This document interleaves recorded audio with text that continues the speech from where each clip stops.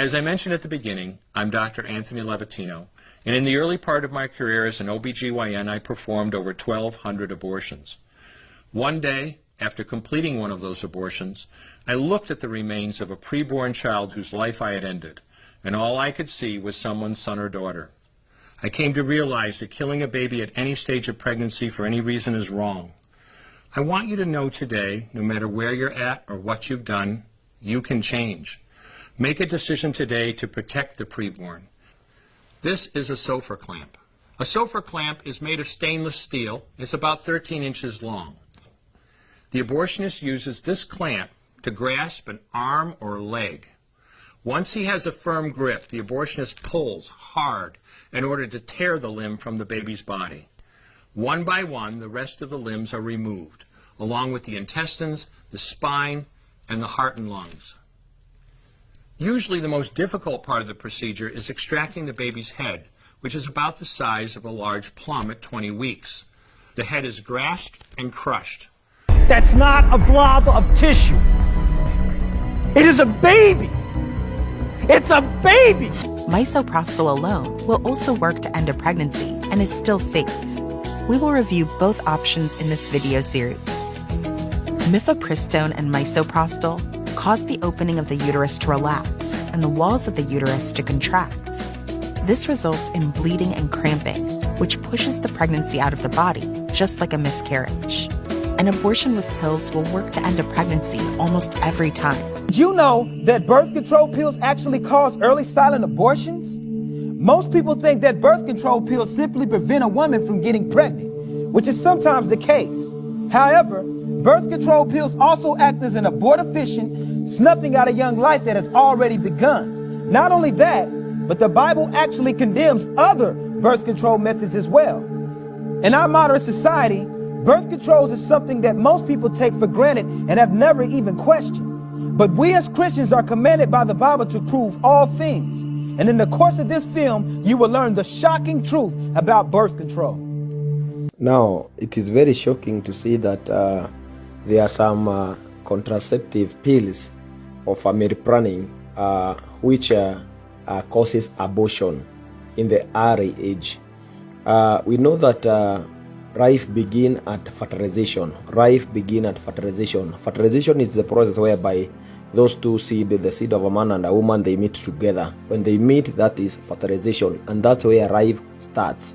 And this one can be supported by the book of Psalms 139:16, which the Bible says, "Your eyes did see my substance, yet being unperfect." That the eyes of God saw my substance when it was unperfect, when it was not even formed.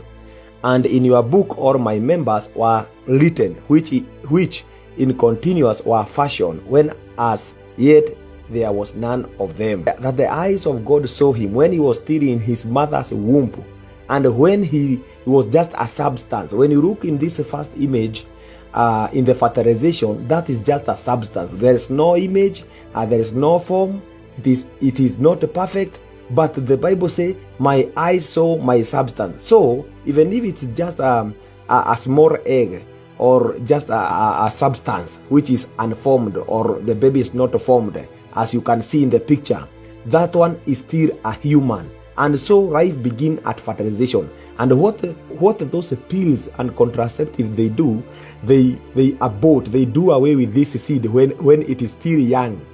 They terminate this seed, they terminate this substance. Through pills, the abortion happens when the baby is still small, as a little seed or a little substance. And this is called the early abortion. This is abortion. Listen to this woman, how she explained about this abortion of early abortion in the through the pills. Does the pill kill? Well, the short answer is yes. Yes. The birth control pill, as well as IUDs, kill babies. The medical community has known this for 50 years. This is how it happens. The birth control pill works in 3 ways. It can prevent the release of an egg from the ovary or ovulation.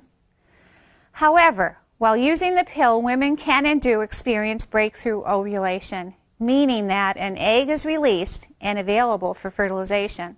And it changes the lining of the uterus. This makes it difficult, but not impossible, for the 5 to 7 day old baby to attach to the lining, where a baby would receive the nourishment needed to grow. If the baby does not successfully attach to the lining, she dies and is expelled. And this process is known as chemical abortion. That's not a blob of tissue. It is a baby. It's a baby. These pills prevent pregnancy both by stopping ovulation and by preventing implantation. When ovulation never occurs, no child is conceived. But sometimes ovulation does happen. If the egg is fertilized but implantation does not occur, a silent abortion happens. A silent abortion happens. A silent abortion happens. The embryo, which is already alive, dies. For this reason, the contraceptive pill also works as an abortifacient. We have people that are ready to be killed. We have the unborn children that are being killed every day, and there is no one to speak on their behalf. Today I stand here as a watchman to speak on behalf of the children that have not been born. What is it? You know what the purpose of marriage is. This ain't a trick question. What is the purpose? To be fruitful and multiply, right? I mean, that's the commandment that God gave to us, that God gave to Adam, that God gave to Noah, and he told him to be fruitful and multiply. And by the way, if you go to Planned Parenthood's website, they'll tell you birth control was invented in ancient Egypt. That's what Planned Parenthood says on their website. The oldest known birth control we found was found in ancient Egypt. And the Bible here shows us a contrast of God's people being fruitful, multiplying, and increasing abundantly. According to the courts of the United States, you're allowed to kill the baby as long as the baby gets dead before he comes out into the air. According to the courts of the United States, you're allowed to kill the baby as long as the baby gets dead before he comes out into the air. That's not a blob of tissue. It is a baby. It's a baby. Cut up the aborted babies within minutes after their death and ship the pieces on ice either by UPS or Federal Express to those agencies who had sent in purchase orders. The baby parts trafficking industry began to spread. When we did our financial investigation of this thing, that a lot of money is being made on it. The partial birth abortions are done thousands of times a year. The public out there has no clue of what's going on behind these closed doors. That's not a blob of tissue. It is a baby. It's a baby. That's not a blob of tissue. It is a baby. It's a baby. Reason this woman, how she used to work with the college and schools. They would go and they would advise young girls about sexual sin and about using pills. And now after using pills, they would recommend them pills which were not helping them, and they would get pregnant. After getting pregnant, those girls would call them and they would be shown how to do abortion. Look at this, how the devil has brought sex education in the school colleges just to increase abortion. That when they do abortion, those baby, their body parts, they could be sold, or they said there is a market for that thing. How evil is our generation, is our world becoming? I sold abortions. We went into the schools with sex education programs that we knew would increase the sexual activity and therefore the pregnancy rate. Our goals were simple: get the children to laugh about their parents and their values because they were so embarrassed they would not go home and tell their parents what we talked about. We became the sexual experts in their life.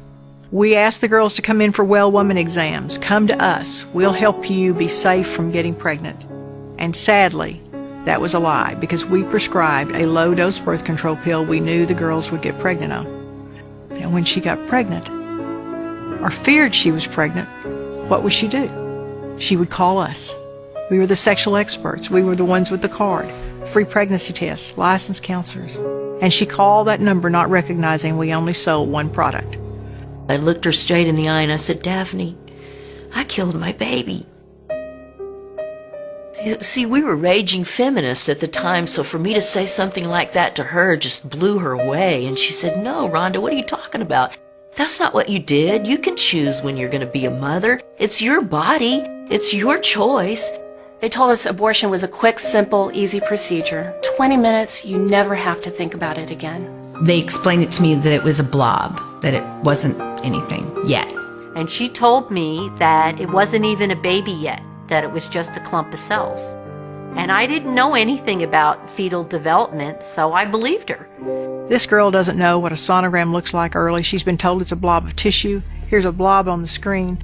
This is the pregnancy expert saying, there it is, you're pregnant. And then grab her by the bony part of the elbow and squeeze. Do you have your money? Can you do it today? They put the gown on and, do your paperwork, and you're put on this really cold table. They laid me on this steel cold table. The doctor came in and he didn't look at me, he didn't talk to me, and he didn't acknowledge me. He began to work on me, and I remember feeling horrifying cramps, and it was worse than they had ever told me.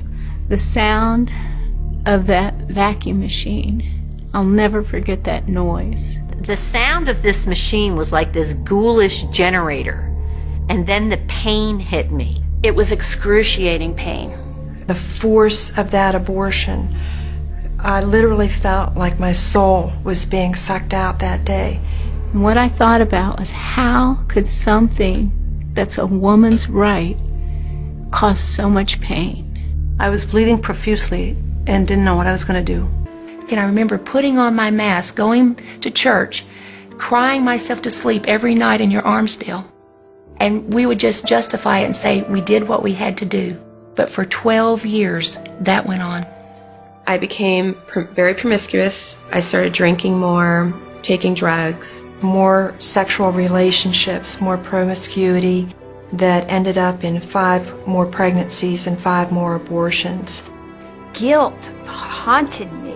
Shame followed me. I would grieve for my 2 children that I wanted so desperately, and I know I could never have. I wanted to meet them. I wanted to see what they would have looked like, their voices. I lay on the table and started thinking, how am I going to tell my husband that I'm not going to be able to have children with him? It was the reality of knowing that the only 3 children I would ever bear, I killed. I am 46 years old today, and I have no living children. The children that God put in my womb, I took the life of each one of them. And in my deepest, darkest hour, where death was calling me, suicide was haunting my thoughts, the Lord Jesus Christ revealed himself to me. That's not a blob of tissue.